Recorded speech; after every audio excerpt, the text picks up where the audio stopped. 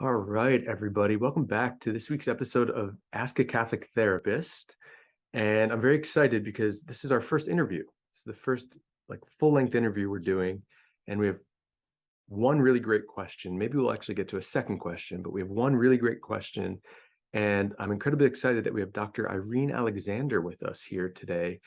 She's a moral theologian who is an associate professor at the University of Dallas. And she's going to help us think through some of the moral dimensions to some of these questions today.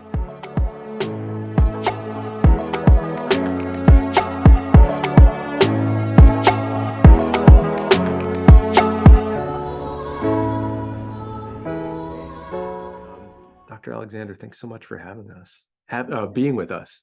Yeah, thanks for having me on the show. Maybe you could tell us a little bit about yourself. Yeah, so like you said, I'm at the University of Dallas, and I teach courses in moral theology, Christian marriage, and bioethics. I do a lot with the works of John Paul II. Hmm. And kind of more recently, in the last few years, I also became certified as a professional coach, and I have a coaching business. I do relationship coaching for women. And yes, I incorporate a lot of John Paul II's his insights made really, really practical about how men and women feel loved in marriage. Interesting. Where did you find though? I mean, so is this from your work, from your academic work, sort of uncovering these principles about how we particularly feel loved? Yes. So Huh. as I was teaching undergraduates, I kept having the thought, this is not like they can benefit from this, but who would really benefit from this are actual married people. Hmm. And I'd never seen, I mean, a lot of the writings are extremely long and dense, and just Yes, to be yes, able to yes, yes, think yes. through, okay, how might this particular thing be applicable to married life? I rarely or hardly ever see anyone do that.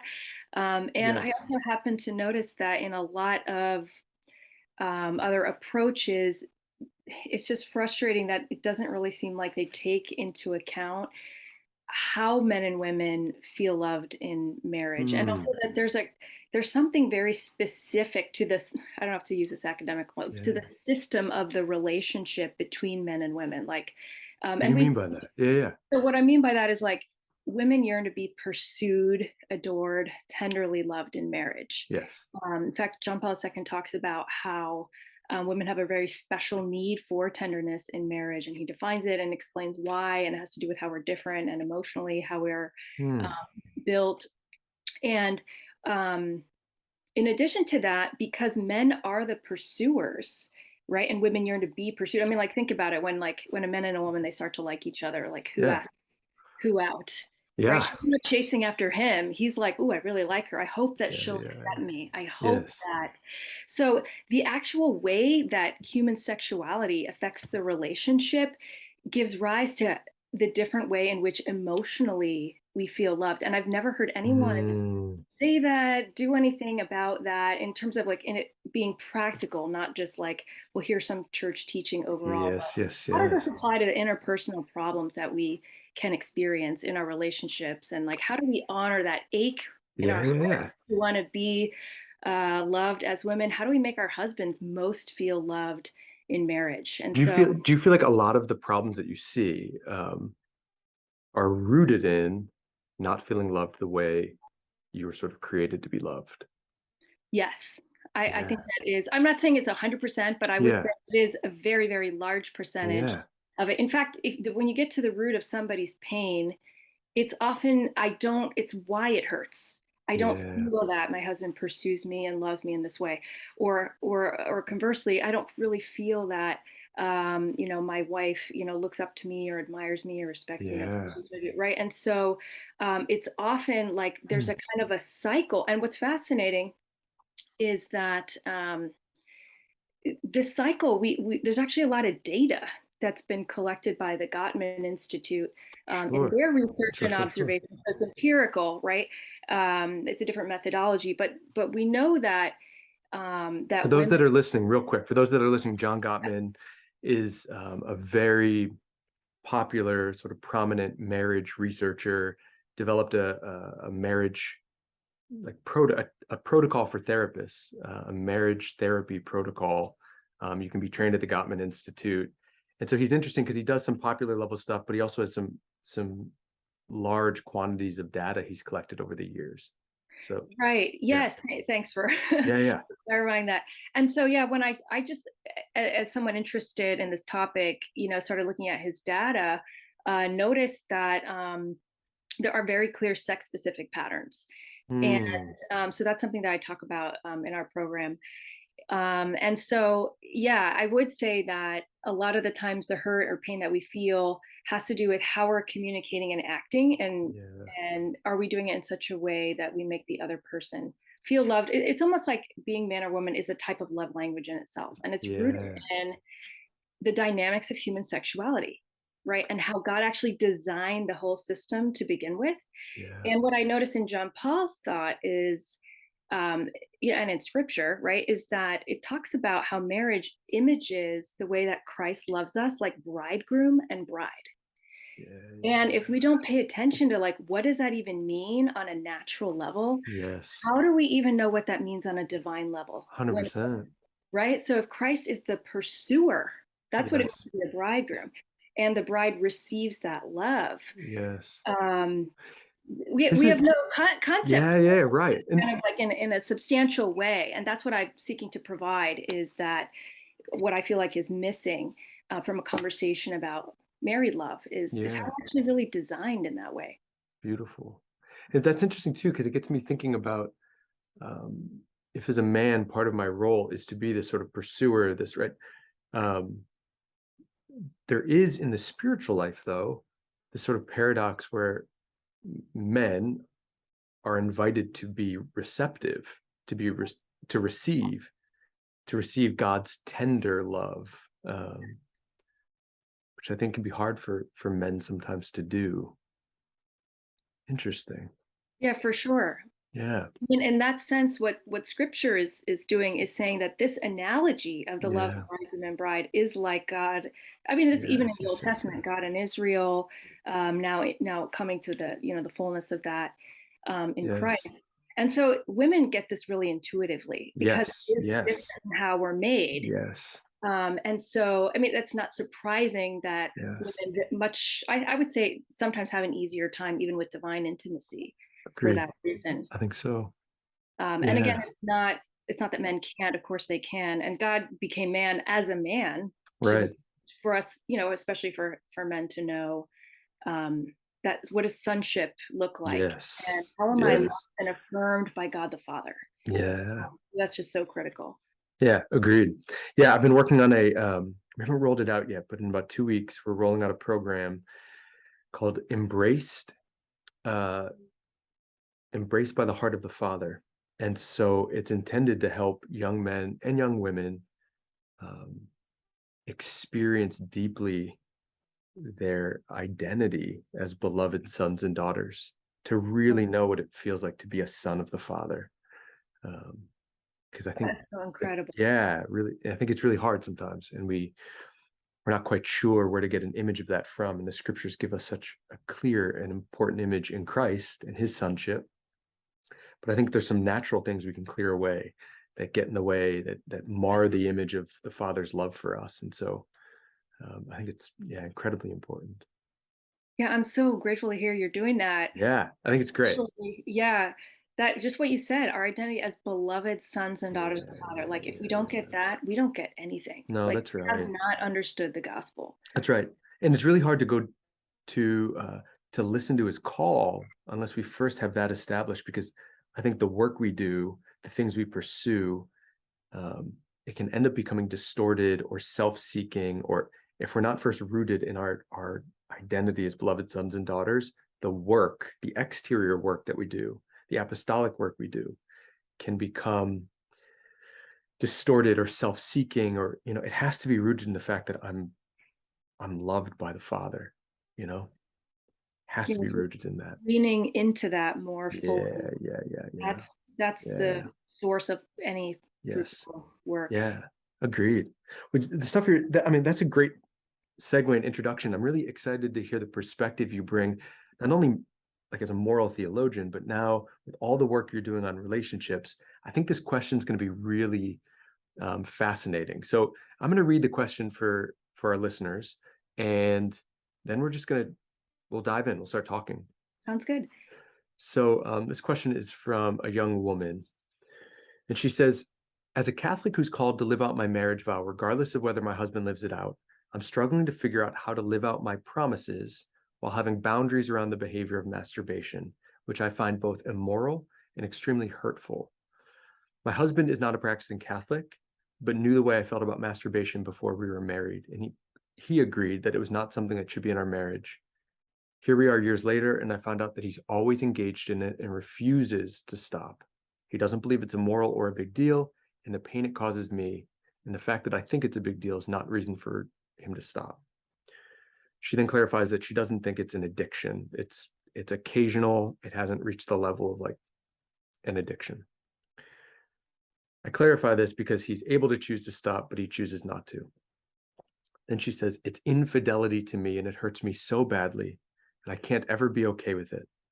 Plus, for me, not only does it cause such an attachment wound that makes me emotionally unable to connect for the two of us to make love together, but for me, it also poisons the act of making love between us. So for me, it seems impossible for the sexual act to be an act of love, which seems like even if I wanted to have sex with him, that having sex would be immoral because it wouldn't be the beautiful and total and full gift of self of each other that we're called to make. It seems like it would just be me being a tool that he uses to masturbate.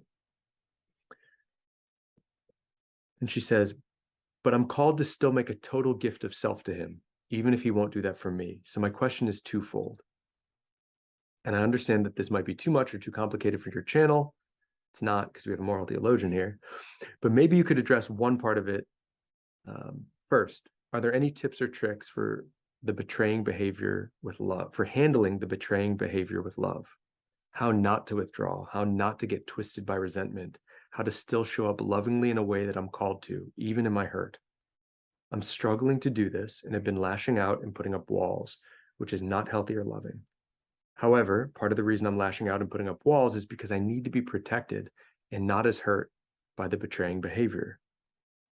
I'm struggling with knowing from both a Catholic moral perspective and a Catholic counseling perspective what boundaries could or even should be put in place. She then goes on to say, how can I feel close and be interested in making love while I'm being actively hurt and betrayed so deeply?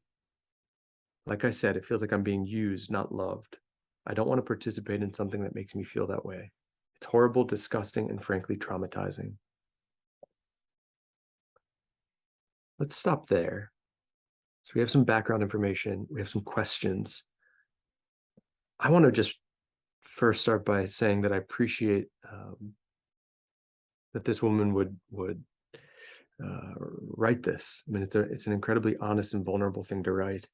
And one of the beauties for me behind doing this work is that I get a chance to sit with people who are hurting, who are suffering, who are in pain.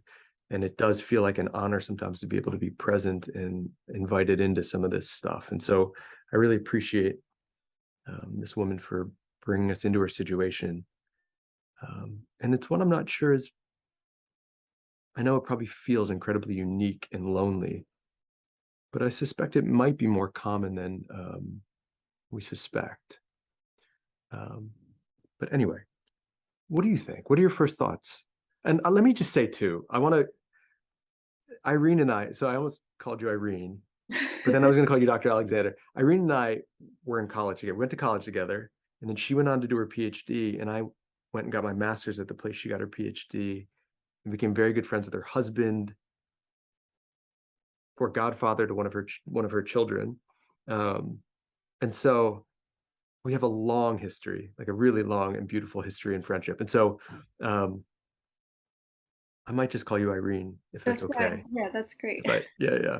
So Irene, what are your first thoughts on this? What Yeah, I guess I'd say my first thought here is like my heart totally goes out to this Yeah, woman who wrote such a beautiful, vulnerable yeah, post sharing that pain with us. And of course, of course you feel hurt by that. So just I want to take the time to yeah, like just honor you and your heart and the emotions that you feel.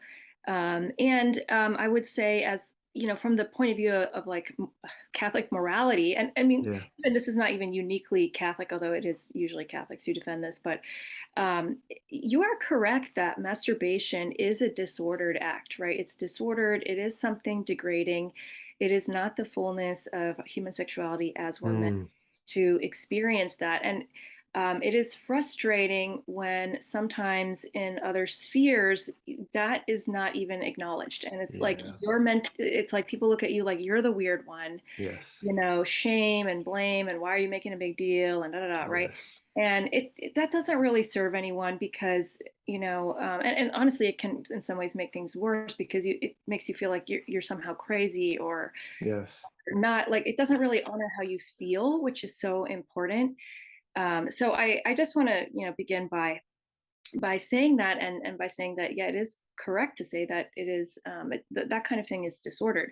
So just from a moral perspective, I mean, so just Right. from a moral perspective, absolutely. She's 100% right. The act of masturbation, is a sinful act.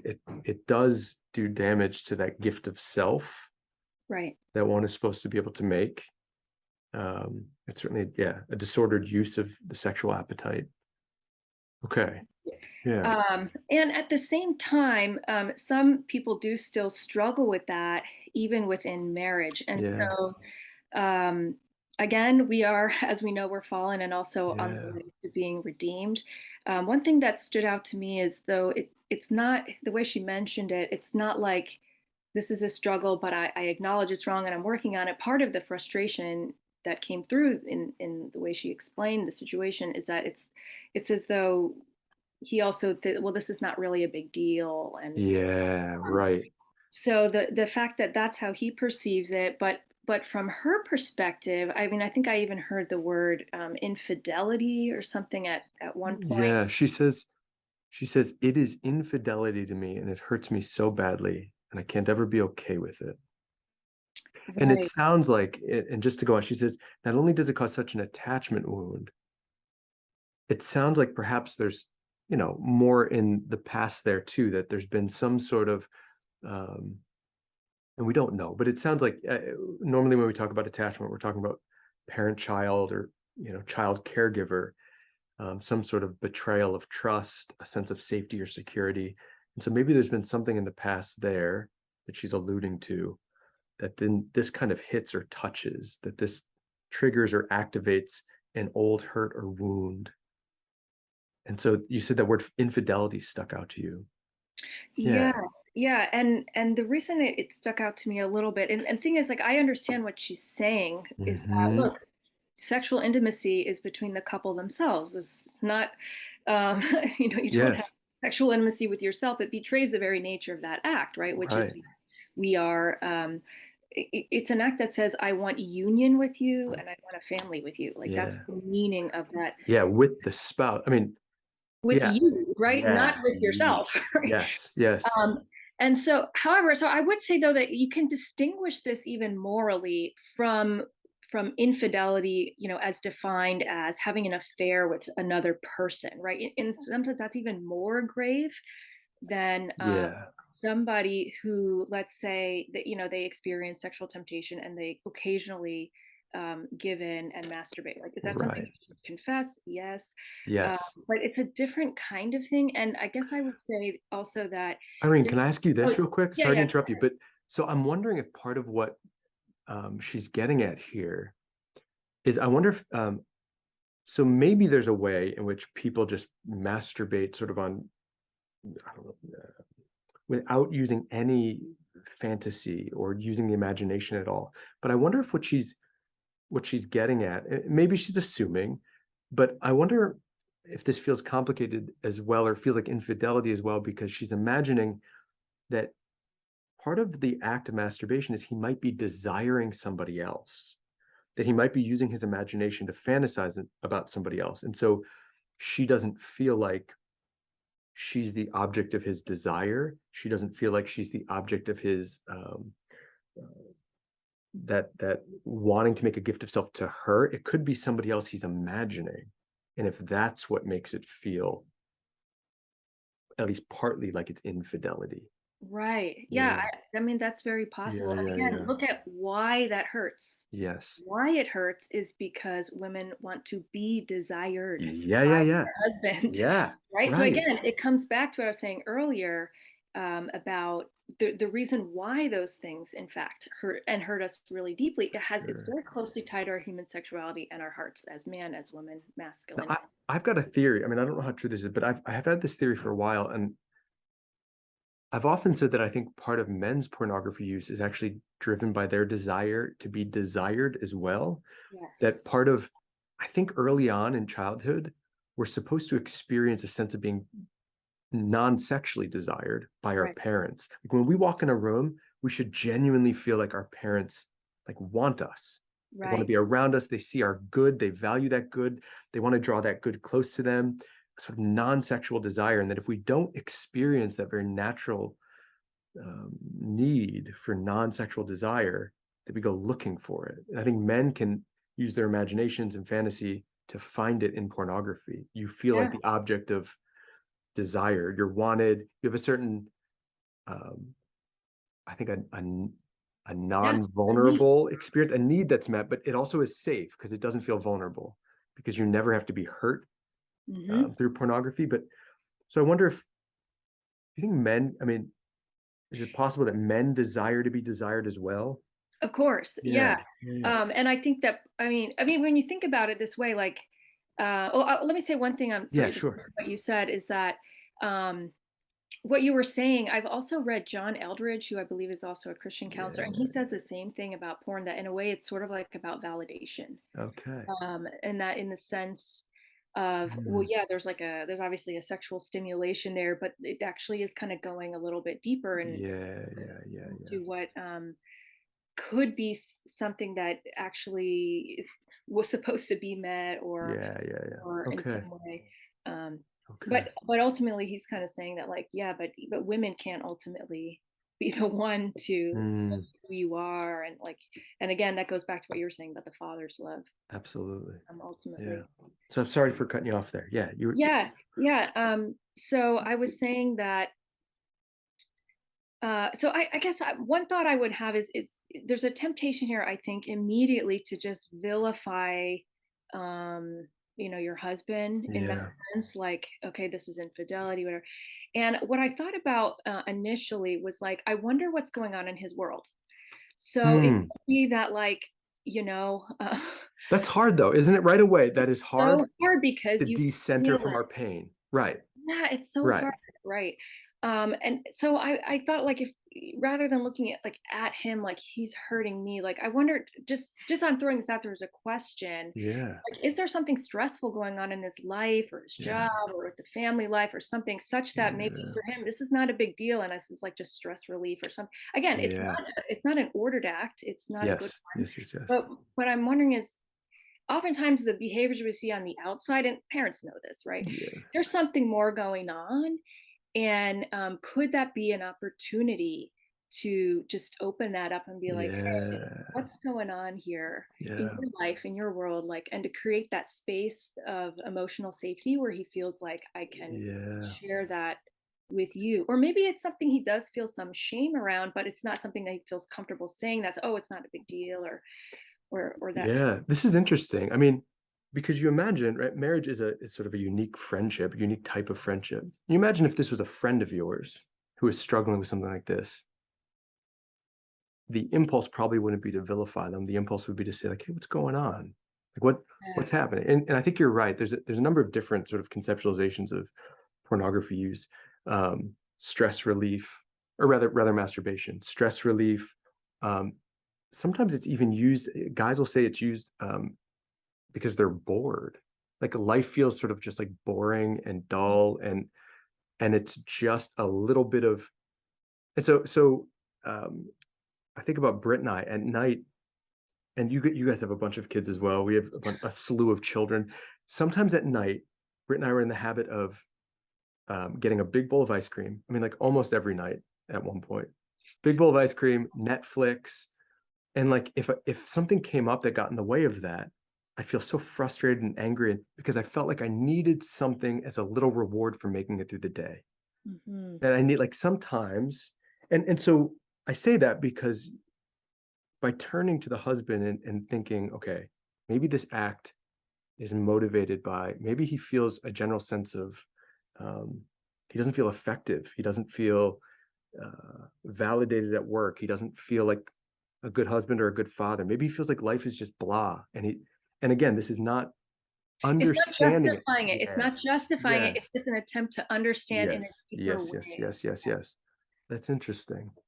Yeah, so I thought about that. Yeah. So And what another might you do? Irene, how might you, I mean, what's the approach? I mean, the approach is because I she's mean, hurt, she's in pain, she's yeah, in, but how do you begin to, and this goes to her question about how do I begin to sort of maybe put down some of the walls and make the gift of self and be present to him the way I want to be present, the way I feel like I'm called to be present, but I'm struggling to be present.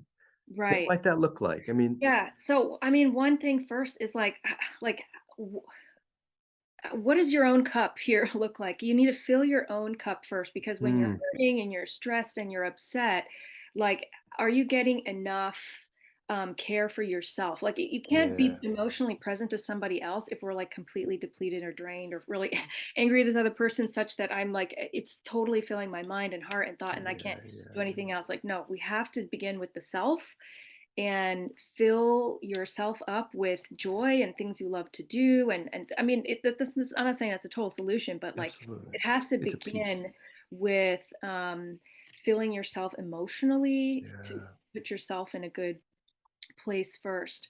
yes, And then, you know, one thing I would say is like just ask like what's going on in your life, and you're like you want to yeah, be a part of each other's worlds, right? That's what intimacy is. It's like yeah, intimacy, right? Like yes, yes, yes, being into like what's happening in your heart and in your world, right? And that actually is going to create that connection and yes, bonding almost so that you can even like talk about this without, because you don't want to talk about it in such a way that the other person is going to feel attacked and right. Yeah, great point. I think it has to. So as you were talking, I was thinking it has to be done in a way that shows a genuine desire for this. Not a I'm going to talk about this because I want to get to the thing that I want to get at so that I feel better. It has to be done, I think, in a way that shows like you're my friend and I genuinely want to know what's going on with you. right, There, you can't go into it with an ulterior motive that's like, I want to ask this question so that you tell me what's going on so that I can fix you so I feel better. right. Like I mean, motivated by ultimately, you want to feel better. So I absolutely, acknowledge that. But absolutely. it's hard to get yourself into a place where that is going to be productive. I mean, Yeah, and just listening, you know what I mean? Like the idea of what's going on in your life and your day, and yeah, just when you listen in a sort of like I'm just being the receiver here. I'm not necessarily placing judgment like, well, I'm having a hard time with my boss. Well, I told you, your boss, you should yeah, yeah, no, yeah, no, yeah. just Just pure listen. receptivity, right? Listening in as like an just an act of receiving what's going on in the other person's heart and world. Mm, And I guess I wanted to also say about this. Yeah, there's going to be a great temptation, essentially, to vilify, you know, your spouse when you feel that hurt, right? And I think that I understand why one would feel that way for sure. yeah. Um, but as a result, I think it can be a mistake to from that pain and place of hurt and distrust to therefore assume that any time, any and every time that your husband like wants to make love to you, that he simply wants to use you. Mm, In other words, from going from that assumption, yeah, like he does this sometimes and we don't know what's going on. Maybe maybe he's bored. He needs a men's group to connect with friends. He just works and comes yeah, home. yeah, There's yeah. no male friends. Okay, who knows? Maybe he's overworked and he's trying. Like we don't Yes, know the yes, picture. Okay, but we can ask questions and yes, find out. But I do think it can be a mistake because we feel that hurt and distrust, and you feel like I've got real evidence now to yeah. back up my So it fears. becomes the lens through which you view the entire, Higher, anytime he approaches you, anything that has to do with the sexual desire, sexual there's a appetite. filter here Yeah, that this is use and this is not love. But I'm challenging the assumption because now all of a sudden you're bringing a very low opinion of your man, yeah, and yes, yes. that's not going to be what's going to foster that That's interesting because, one thing that's often talked about in psychology is that we have a negativity bias, or the brain is sort of very good at detecting threat, very good at detecting threat. And so part of what can happen is, given our experiences growing up, developmentally, but even our adult experiences, we can begin to perceive threats, interpersonal threats. And the brain gets really good at saying, oh, watch out, there's a threat, there's a danger. Right. And it seems like perhaps part of what's happening here is all of that pain, the hurt, the real and genuine hurt and pain that he's caused. She's begun to view every approach that he makes as threat. Every overture he makes seems like it's being viewed through the lens of, there's a threat, he's going to use me, he's going to hurt me, rather than sort of a harder, sort of more nuanced belief is something like, not every time he approaches me might he be wanting to use me. Like Right. it, and yeah, not every act of intimacy is going to be an act in which I'm the object of use. Despite the fact that her brain might be saying, watch out, danger, danger, danger, it might help to try to take a step back and say, sometimes people do things that are sinful, that are wrong, but they don't bring that intention, they don't bring that disorder into everything that's done, Right. per se. Yeah, and I'd love to just comment on what you said there. Um, I mean, one of the things you mentioned about the fear and negativity bias is like Yeah, there's something kind of purposeful about it, right? Like, absolutely. you know, Absolutely. we fear is an emotion. Like if you study the, philosophically the human person, it's an Yeah, emotion and it has a purpose. Like it is supposed to help keep us safe. It's like, why do you grab your toddler's hand when you cross the road? It's like, they're exactly. gonna run and do crazy things. So there's a healthy sense of fear, right? Maybe you're a toddler, not mine. Mine are Okay, like, not yeah, yours. like the You're Von kind Trapp children. Yeah, mine are great. of Yeah. right. So, um, however, fear, it has to be, you have to sort of parent your fear. Right? You Yes. have to essentially say, okay, I'm reason. Yep. Fear, she's gonna ride with you wherever you go. Yes. Okay? She's like your BFF who's always Yes. there. You can be like, look, you ride shoddy, but I have to be in the driver's seat. And every time you scoot your butt over, I'm going to be annoyed and just Yep. put you back where you belong. And Yeah. you're always hearing her voice, and it's a part of our makeup, and it does serve to protect us. Yes. But if she gets the driver's seat, you're not going to go anywhere Right. because And she's it's going to think of strong. 400 reasons why. Yeah, it feels very strong. And sometimes when a feeling comes up very strongly, we trust its veracity. We say something like, because I feel this so strongly, it must be true. It must Right. be genuine. Um, Because we are emotional beings. It doesn't yeah, serve us to yes, deny that. yes. And at the same time, we just have to think that through. In fact, on this point, I would love Yeah, to please. share a very beautiful quote from John Paul II. This is Please. Yeah, love please, and please, please. responsibility. We go through this Please. actually in a lot of detail in my program, but I love it.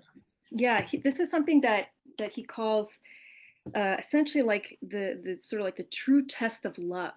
Okay. And so this is something Okay. Yeah. to think about for people who are already married. Okay. So he says, quote, the strength of such a love emerges most clearly when the beloved person stumbles, when his or her weaknesses or even sins come into the open. Oh my God. One who truly loves does not then withdraw his love, but loves all the more, loves in full consciousness of the other's shortcomings and faults, and without in the least approving of them. For the Hmm. person as such never loses its essential value. The emotion which attaches itself to the person remains loyal. And I love this quote because I mean it's so pertinent to what we're talking about here, right? It does a lot. It Yeah. covers a lot. Yeah. So the tests of love here, when your spouse, let's say in this case your husband, has a certain flaw, right? A shortcoming, right? And you're exposed to that. Hmm. He's saying, And not even passively. It's not just like you're party to it. It's actually, it feels like it's directly here relating to you. pertaining to you. Yeah, right. yeah, yeah, yeah. And your relationship, right? It's Yes, not like, oh, yes. he sometimes gets, angry Right, at a friend or something. It's like right. this is us, This is us. Yes. And so what I loved about this line and why I thought it was so insightful is because when he's saying here the test of love, he's saying that the person who really loves does not withdraw their love. He's not talking about like the sacrificial love you do, like I'm doing grocery shopping for the family. I'm Yeah, yeah, doing lot. What he's talking about there is betrothed love, and that means yeah. confident trust in your spouse's goodness. Yes. Okay, so what he's saying is when you become exposed to your spouse's shortcomings, which you will because you're living 100%. in a close, vulnerable relationship. 100%. The test is what are you going to do now with the fears that arise in your heart? Yeah. That's what he's saying. Are you going to withdraw that confident trust in their goodness such that now I see everything and everything through the lens of this one thing that makes me feel very upset and hurt?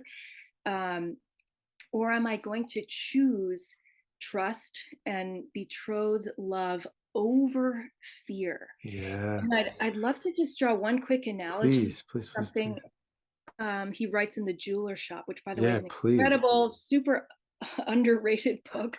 In fact, a lot of what we do is really based on The Jeweler Shop.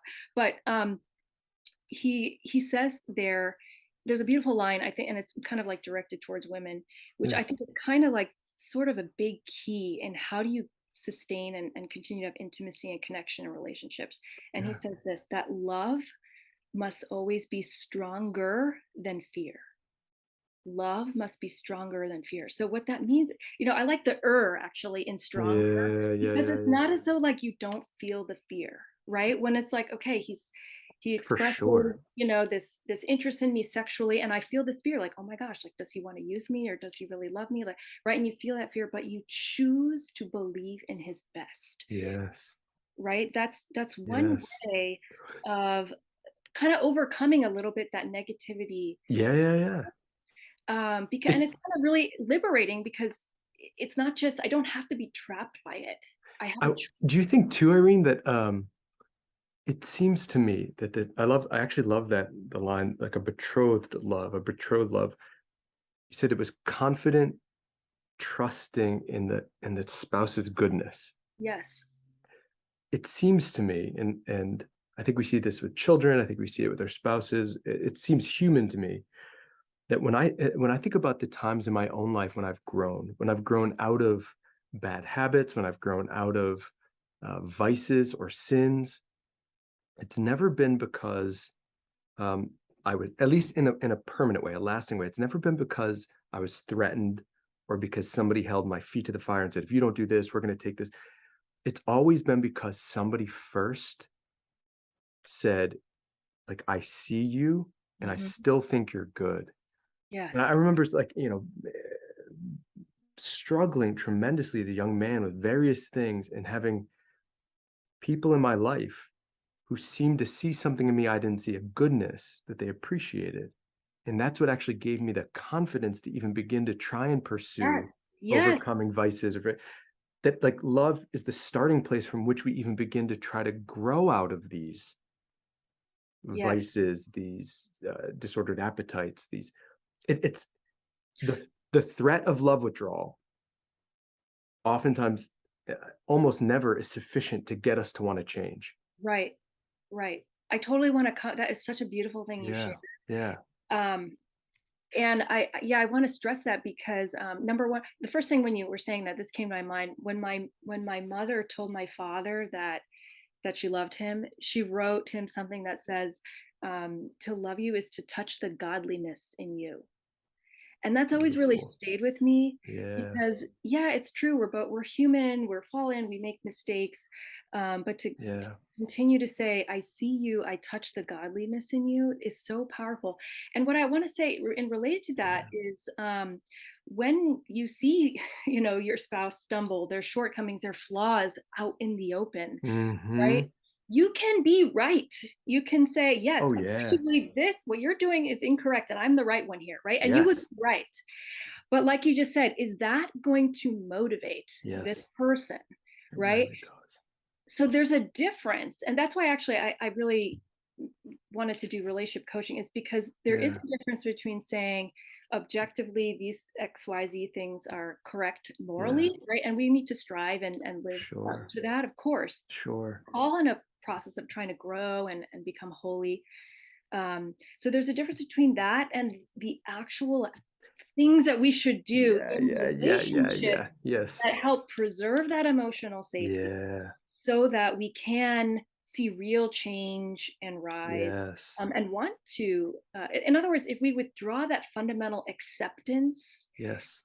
even if it feels reasonable, it's not Yeah, going to be the thing that actually moves us toward that deeper connection and intimacy. right. And oftentimes we withdraw, um, not even because it's like a sort of desire to be charitable to the other. It's not even like I think this will be what's good for them. We withdraw love out of fear of being hurt. Yes. It's self-protective, right? Yes. Um, And there's a reason why we're wired that way. Like yeah, your yeah, body wants to yeah, protect you, right? And there's a survival mechanism there, right? And yeah, that's just yeah, part of yeah. our nature. But again, like that emotion, we have to we have to look at what's happening now in your own heart, Yes, right? That's the thing. It's like yes, there's two hearts here, and when one person does something that is hurtful, it now changes something. That's what JP2 is saying. yeah, It changes something fundamentally now in your heart, yes, right? There's fear that yes, arises, and you're like, I've got real evidence that supports my fears, and now yes. as a result of that fear, I now want to control what the Oh other person is yeah, doing, right? So now what's happening is I need to act as your conscience. yes, I need to check in yes, on you and see, are yes. you doing this? Are you not? And what is it? So now who's chasing who here? That word Now, control. Yeah, right, right, right, right. so all control is rooted in that fear. Right? Yes, And controlling behaviors are actually not going to make the situation better, even if you are right about it. right. That's the most frustrating thing. People are going to get frustrated. They're going to feel like you're being condescending, like you're being belittling. They're going to pull back. I mean, like you talked in the beginning about a cycle or a Yeah. system, but so often, um, one way of thinking about this is in attachment terms. You have avoidant attachment, people who pull back in times of threat or distress, and anxious attachment, people who lean in to get validated. And Mm-hmm. when you have avoidant and anxious people together, you have the anxious person lean in, I need you to validate me, which makes the avoidant person feel overwhelmed. So they pull back, which makes the anxious person. And so I think, I mean, Yep. this is Yep. That's the this same cycle or loop, whether you're talking in attachment terms, whether you're talking in wanting to be pursued and wanting to be validated. So often when we control, we lean into control, it can cause the cycle, mm-hmm. whatever the terms we're using are, to kick off. So the person we want to control to feel safe, but the person we're trying to control then feels some sort of way. So they react, oftentimes in Mm-hmm. a way that makes us feel unsafe. So we try to Even control worse. harder. Yeah.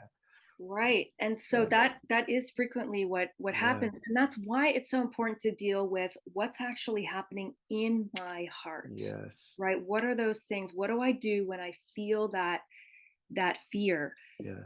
arise, right? So how am I going to choose to respond, right? Yeah. Responsibility, like the word, the book here I read from is love and responsibility. And Yeah. responsibility, think when you take that word apart, Yeah. your responsibility, like how are you going to respond Yes.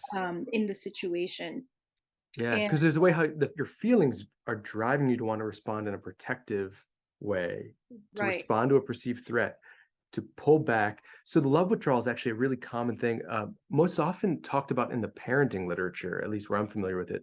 But it's not uncommon for parents, oftentimes unintentionally, when their child has acted up, to sort of withdraw that warm, confident trust in their goodness and sort of implicitly say, I'll give this back to you when you start acting the way I think you should act. And the irony there is that oftentimes that's what children need in order to act the way we want them to act. Children need to feel like they're good and lovable, even in their mistakes. Right. Um, That it doesn't yeah, change your worthiness yeah, at the fundamental root, right? That I am yeah, yeah, lovable, I am capable, yes, right? And so when you don't have that affirmation at the foundation, yes, what can happen is because of your fears or your disappointment in the other person, it leads to trying to control their behavior. But when Mm, you do that, you're essentially saying underneath, okay, you may not verbalize this, but what you're essentially saying is, I don't think you're I capable of don't think you're, figuring this out. And when you tell, especially a man, I don't think you're capable, it's kind of like you're telling him, I don't really think you're lovable. yeah. And it Mm, withdraws that fundamental acceptance. And once that happens, you're going to have a big problem just because of what similarly what you were saying. Like in my program we talk about like the cycle of neglect and disrespect. Like I feel yeah. neglected, right? So I say something but he takes that as being disrespectful. Then he Right. typically we see in the data you either become very angry, men can be either angry depending on temperament, or withdraw like Mm-hmm. stonewall. Mm-hmm. And women find that very hurtful, of course. Mm-hmm. And then, but they take that as a sign like he doesn't care about me. But the Yes. truth is, that's the opposite of what's really true, is that he cares about you so much and so deeply. Um, but Mm, like but you're caught in this cycle of like, I'm reacting to this yeah. person and then my reaction makes her feel like I Would don't you care say about her. would you say And this then is a you're very misinterpretation? I mean, is it that we're misinterpreting sort of the way that our spouse speaks? We're not seeing um, we're not sort of seeing accurately or beneath the surface sufficiently to really see what's being said. Yeah, I mean, there are real hurts. I'm not trying to deny that, right? Mm-hmm. And I'm saying how we respond to those is going to be the test of our relationship. Yeah. Yeah. That it is possible to show genuine love and confident trust in the goodness of the other. Yeah. But I Right. do think that sometimes the way Hmm. we respond to conflicts or challenges, we do it sort of almost unintentionally. We're not even aware that the way I might be saying something or acting could actually be hurting this other person. But I Yeah. don't realize that. I don't realize that's Yeah. what I'm saying because I'm just trying to get my point across. Yeah, and why And should I pay attention to how like if I already feel like you're hurting me and you're not paying attention or you don't care, why should I pay attention? Why should I be reflective? Why should I be like you hurt me first? Why right, is the burden on me yeah, to have to pay attention to my response? How about if yeah, somebody says that to you? What if they say, you know what? But he had the first sort of betrayal, this emotional betrayal, or this he hurt me first, and now you're telling right. me that I have to be so thoughtful and aware of my response? Yeah, I mean, what I'm saying is you didn't even have a choice in the sense of how you feel, right? Yeah, If yeah. somebody hurts you, you're not like, I'm going to decide today whether or not I'm going to feel it. No, you Right, feel what right, you right. feel. It's a right response. Yep, Feelings are a response to what's happening in yep, reality. If they yep. weren't, you wonder like, emotionally, are you all there, right? Right. um so those feelings are like a true, response to what's happening. And so as a result, right, something changes in your heart, right? You didn't Mm, ask for that to happen, it mm, just happens. So now the question is, what are you going to do with what you're experiencing now, yeah, right? And you're going to have to answer that question for yourself. You're the only one who can answer it for yourself. And what yeah, JP2 is saying is, in marriages you have one imperfect person marrying another imperfect person. We're made to be loved in a certain way, we're fallen, we're also redeemed, he's given us that yeah, grace, but none of us are perfect. And so is it just like, well, whatever, just throw it out the window? yeah, um, or is there a way in which we can connect more deeply and intimately by having a little deeper understanding? In fact, I just want to say yeah, one final thing on this point is like in the Gospels, when the Pharisees go to Jesus about the question of divorce, yeah. this is the passage that starts the whole theology of the body. This is Yes, what yes, John yes, Paul yes. actually begins with. The very first thing that Christ says in reply, and I think this is so fascinating. Um, and you're picturing your mind a couple and they're struggling a lot, and can we separate, and what should we, and there's prudence, Yeah, right? And what I said, what would be the first thing that came to Christ's mind? And he said to the Pharisees, have you considered that God made them male and female?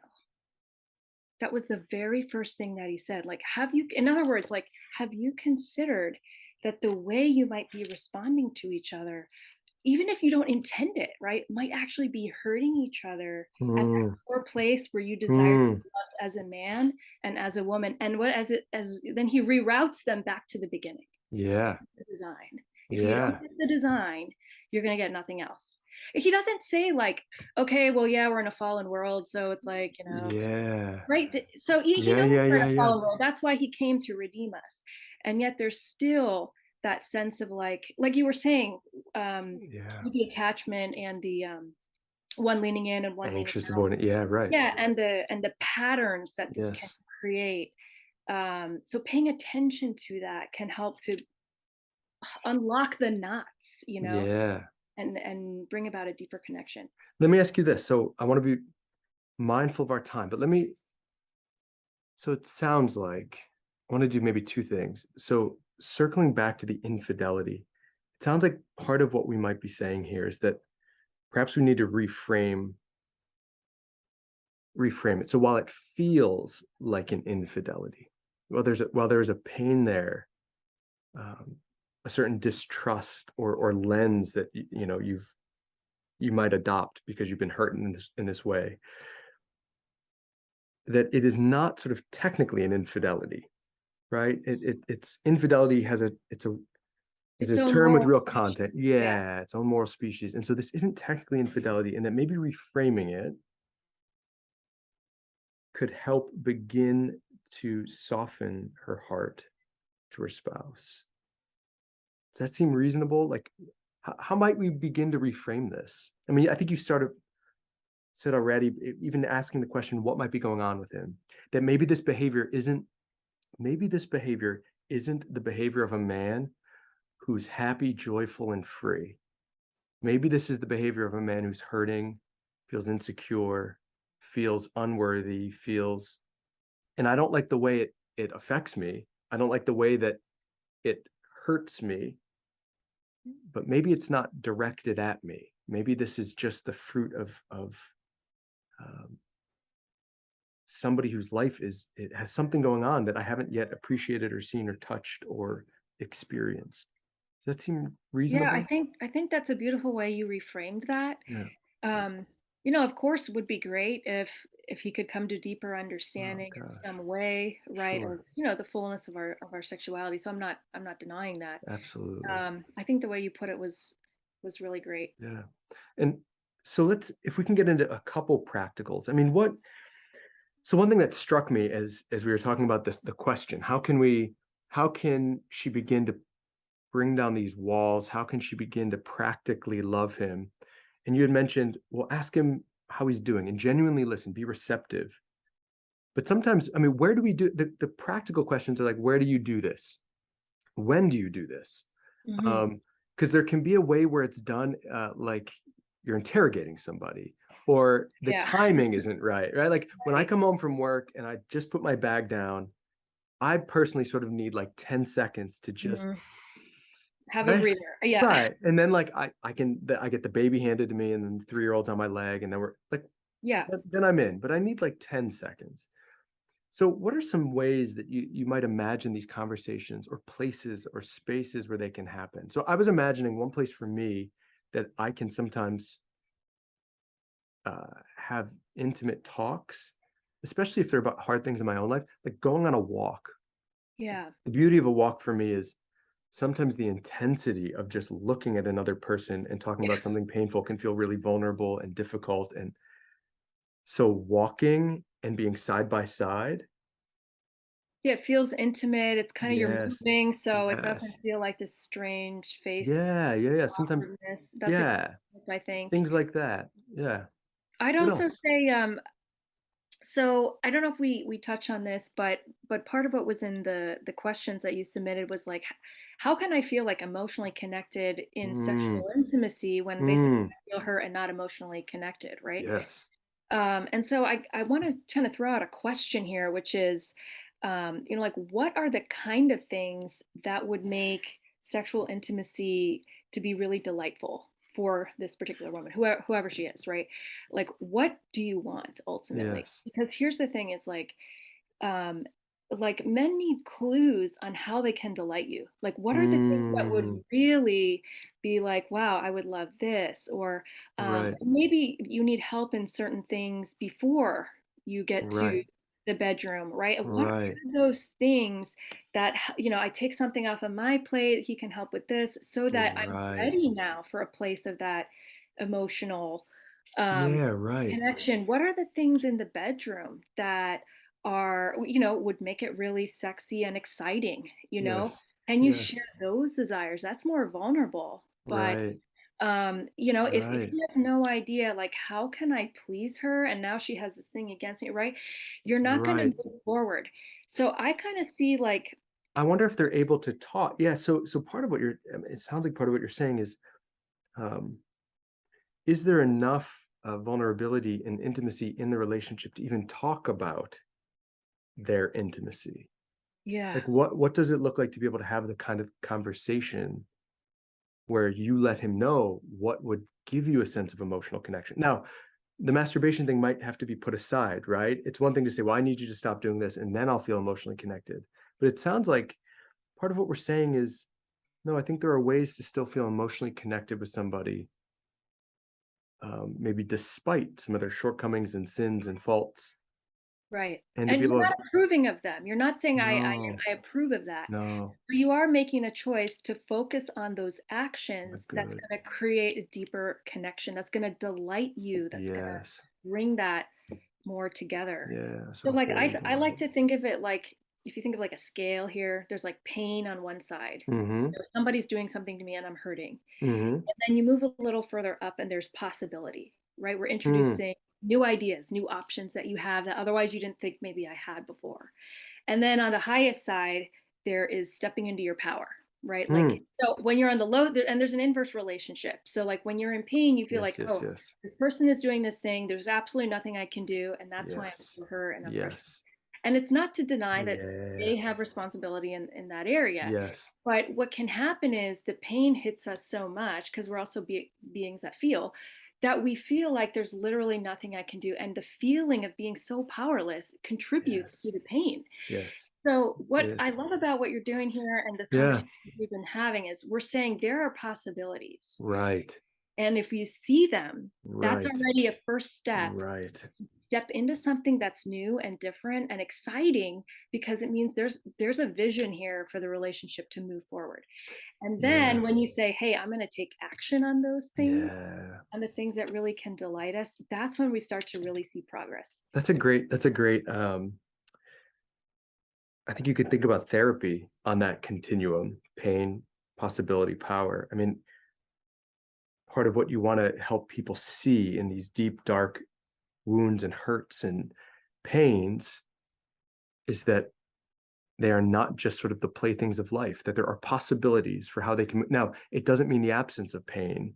Like sometimes when I step forward in power, sometimes when I take action, part of that action means I'm willing to bring some of this pain with me as I pursue something I want to pursue. It doesn't Right. mean that all my pain always goes away, but sometimes it just means that I never thought it was possible to move in a valued direction, to move toward what I think God is calling me to, and still feel a little bit of insecurity.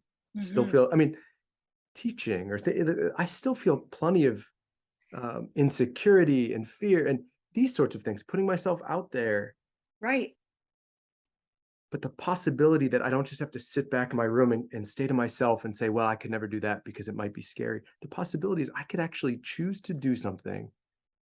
And if somebody comments or if somebody says, hey, I don't like what you're doing, or hey, that sucks, or hey, you're terrible, or Yeah. Right. Um, we just got feedback on a course we teach. I co-teach this course. It's an online class, and somebody said, basically, you've turned me off to ever wanting to study ethics or morality again. The course content was terrible.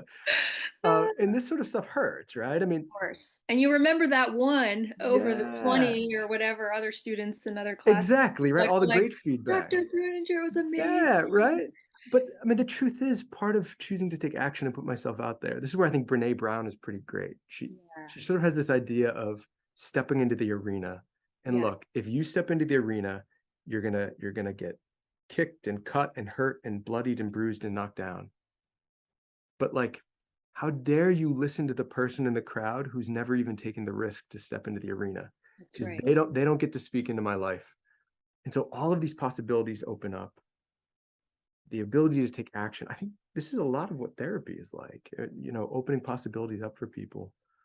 Um, I wanted to say this. I think in marriage therapy, sometimes what's talked about, and we definitely talk about this sort of in parent-child relationships, but very often the child isn't the problem. Now, there's a behavior the child's exhibiting that's problematic. We don't like it. We want to see it change. But very often the way we talk about it is it's not the child that's the problem, it's the dyad. It's the relationship between parent and child that's the problem. And so oftentimes a parent is unintentionally contributing to a problem in the way that they respond. So there's sort of something analogous happening here, I think, in marriage. In the way I respond to my child, either too much or too little or not. And that problem behavior oftentimes alleviates when I change the nature of our relationship. Yes. Hmm. And I think, again, I think we've been very careful. And the JP2 quote's great because he even says in there something like, this is not to accept the fault or sin. Right. You're not Right. saying that right is wrong and wrong. Right. You're not saying that at Right. all. You're But being true to what's true. that's right. But it may be that the nature of this couple's relationship, and we don't know what it is, but it may be that the nature or quality of it is such that this behavior is arising as an indication that there's something Off balance. awry, off balance in how they're encountering one another, how they're approaching one another. And that I think even one person can make the overture to change and can oftentimes be surprised that the person's response will Right. differ. That's right.